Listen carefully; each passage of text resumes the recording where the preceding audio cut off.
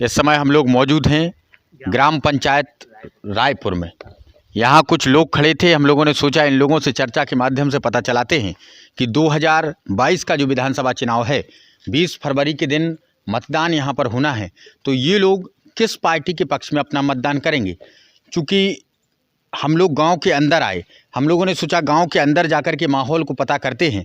तो गांव के अंदर यहाँ पर बैठे हुए 10-5 लोग दिखे। हम लोगों ने इन लोगों से कहा क्या आप लोग अपनी राजनीतिक राय रखेंगे। इन लोगों ने कहा जी बिल्कुल।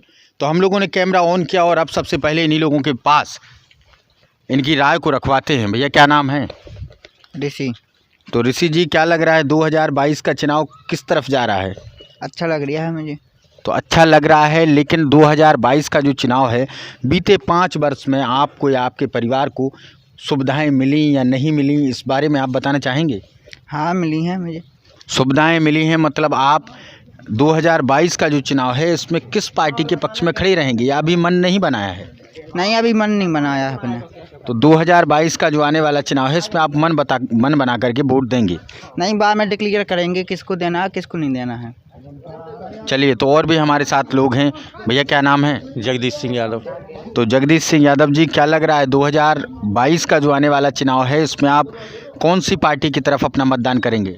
समाजवादी पार्टी। तो ऐसा क्यों कि समाजवादी पार्टी? क्योंकि सरकार ने कोई लाभ ही नहीं दिया हमको। कोई भी लाभ, जितनी सरकार समुचित योजनाएं, जब योगी आदित्यनाथ आते हैं मंचों पर तमाम योजनाएं गिनाते, इन कोई भी लाभ आपको नहीं मिला है? कोई भी लाभ नहीं मिला हमको, सबको सरकारी लैटरिन मिली, हमको कोई लैटरिन नहीं बनाई। चलिए, तो सरकार ने आप जो कह रहे हैं कि हमें कोई विकास नहीं मिला है, तो आने वाला जो चुनाव है 2022 का, इसमें आपको अखिलेश यादव जी से उम्मीद है। हाँ। तो बीते जो 5 साल अखिलेश यादव के कार्यकाल के रहे, हाँ। जिसकी वजह से जनता ने उनके कार्यकाल को देखकर 47 सीटें उनको दी, तो अब क्या अखिलेश यादव में आपको नया नज़र आ रहा है जिससे जनता उनको वोट देगी और उनकी सरकार बनाएगी? क्योंकि उनकी पिछली बार सरकार आई थी तो उन्होंने बहुत अच्छा काम किया था। तो फिर अच्छा काम किया था, तो फिर ऐसा क्यों कि 47 सीटों पर बुक हो गई पार्टी? अब ये तो नहीं बता सकते। चलिए, तो हमारे साथ और भी लोग, फिलहाल आप समाजवादी पार्टी के लिए अपना मतदान करेंगे? जी सर। चलिए, तो हमारे साथ और भी लोग हैं। भैया क्या नाम है? रघुराज।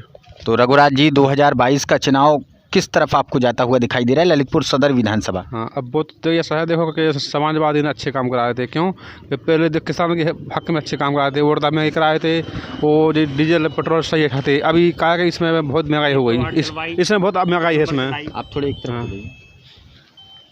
तो सवाल ये है कि अगर भारतीय जनता पार्टी की सरकार 5 साल रही, योगी आदित्यनाथ तमाम योजनाएं अपनी गिनाते हैं, तो क्या उन योजनाओं का लाभ आप लोगों को अभी तक नहीं मिला? उन्होंने 50 बार बोल दी हम कर्ज माफ़ करा, जो करा वो करा, अभी कुछ कौन ने कराया कर्ज माफ़?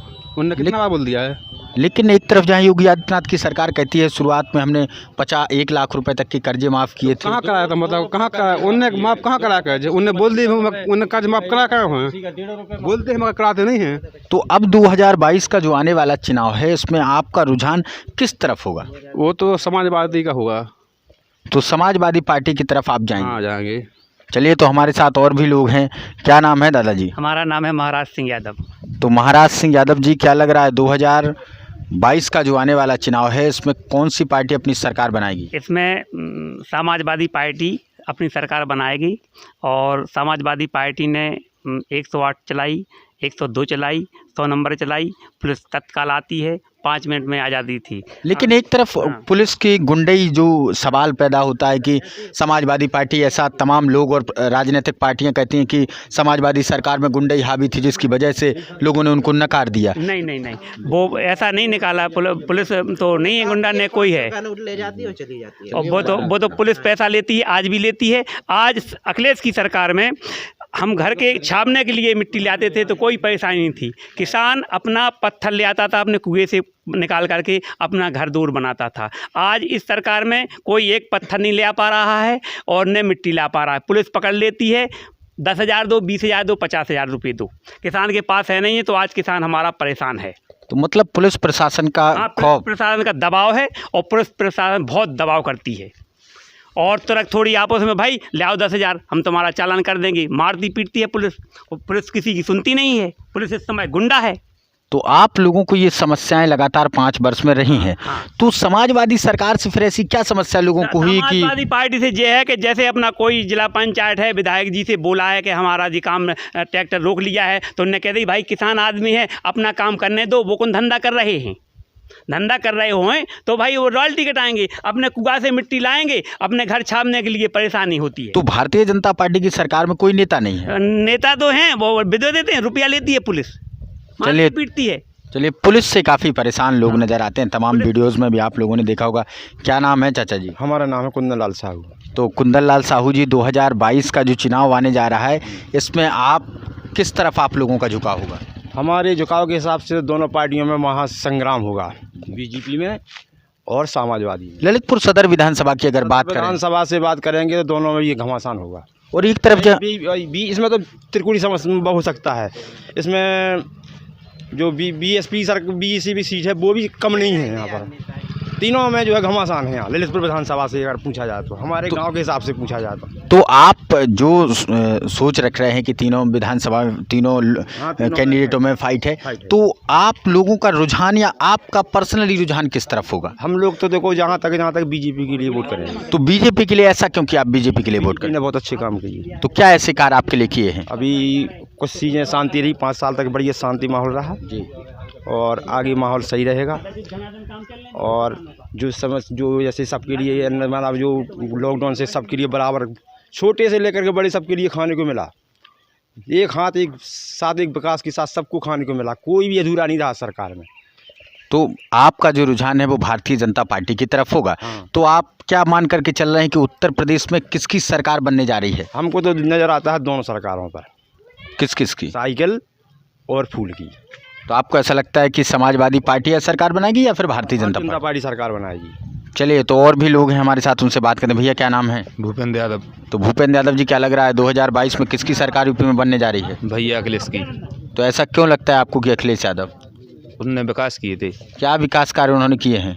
उनने ये विकास किए कि जो बीजेपी की पार्टी में किसान आदमी खाद के लिए परेशान हुआ है, डीजल के लिए परेशान हुआ है, हर चीज़ के लिए परेशान हुआ है, लाइन में बैंकों में लाइन में लगा है, तो किसने किया है परेशान? बीजेपी की सरकार ने। समाजवादी पार्टी में तो कोई समस्या रही नहीं। तो समाजवादी पार्टी में आप कह रहे हैं समस्या नहीं रही, लेकिन 2012 से 17 के मध्य जो सरकार अखिलेश यादव ने उत्तर प्रदेश में चलाई, उसके विरोध में अगर जनता ने कहीं ना कहीं ये मतदान किया था कि 47 सीटों पर उन्हें बुक कर दिया था, तो उस समय क्या समस्याएं रही थी? और अब नई आशा आपको समाजवादी पार्टी से क्या है?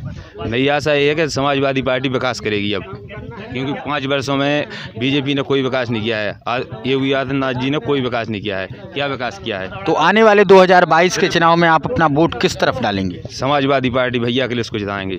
चलिए, तो अखिलेश यादव जी को ये जिताएंगे। और भी हमारे साथ लोग हैं। दादाजी क्या नाम है? हमारा नाम है ब्रजभान सिंह। तो ब्रजभान सिंह जी, 2022 का जो चुनाव है 20 फरवरी के दिन अपने यहाँ वोटिंग होनी है, तो इसमें आप लोग किस तरफ अपना रुझान कर रहे हैं?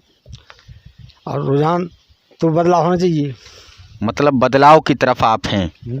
तो योगी आदित्यनाथ जी में ऐसी क्या कमियां रही जिसकी वजह से आप बदलाव चाहते हैं? योगी के राज में ना तो हमारा ना ऐसो जो ordinary पैसा मिला है, ना हमको हमारे लिए ऐसो जाके जो 2000 रुपये डरते हैं 90 भी मिलता है, ना हमारे पास हमको कोटा भी नहीं मिलता है 10 आदमी हम घर में। तो क्या समाजवादी पार्टी के शासनकाल में आपको कुछ मिलता था? हैं? जब समाजवादी पार्टी की सरकार रही 12 से 17 के मध्य में, उसके पहले बहन कुमारी मायावती जी की सरकार रही 2007 से 12 के मध्य में, इस दौरान क्या आपको कुछ मिला? उस समय है सो चूका राहत के हमको 18,000 रुपया मिले थे जी। हैं? अब हमको 18 रुपया भी नहीं मिले। और हम गलत झूठ बोल रहे हुए तो आज कोटा पे जानकारी कर लें और बैंक में जानकारी कर लें। चलिए, तो तमाम ऐसे लोग हैं जिन लोगों की समस्याएं लगातार सरकार से हैं। इस समय हम लोग एक दलित बस्ती से गुजर रहे थे, हम लोगों ने सोचा कि क्यों ना यहीं से, लेकिन चूँकि ये दलितों का भी मोहल्ला है और भी तमाम समाजें यहाँ पर रहती हैं, तो तमाम यहाँ पर लोग एकजुट हो गए और हम लोगों ने तमाम लोगों की राय यहाँ पर ली। तो तमाम यहाँ पर लोग हैं, तमाम लोगों ने राय दी। सरकार से कहीं ना कहीं परेशान ज़्यादा लोग दिखाई दिए।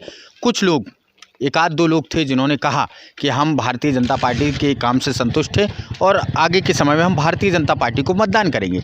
लेकिन एक सवाल और पैदा होता है यहाँ, जब हम वोटरों से बात कर रहे थे तो कई इनमें वोटर बहुजन समाज पार्टी के हैं, लेकिन चूंकि बुंदेलखंड का ये एरिया और ललितपुर जिला सबसे पिछड़ा होने की वजह से वो कहीं ना कहीं बहुजन समाज पार्टी का खुल करके नहीं बोल पाते हैं। तो ये फिलहाल आने वाली 10 मार्च जिस दिन वोट खोलेंगे उस दिन पता चलेगा कि चुनाव किस तरफ जा रहा है। फिलहाल हम लोग इस चुनाव की सर्वे इस समय यहाँ पर कर रहे हैं, यहाँ पर हम लोग मौजूद थे। आगे आप लोगों से फिर होगी मुलाकात, तब तक आप लोगों से निवेदन है हमारे चैनल RL बार जर्नलिस्ट को आप सभी लोग सब्सक्राइब कीजिए, बेल आइकन भी दबा दीजिए, जिससे आने वाले कार्यक्रमों की जानकारी आप लोगों तक पहुँच जाए। बहुत बहुत धन्यवाद आप सभी का।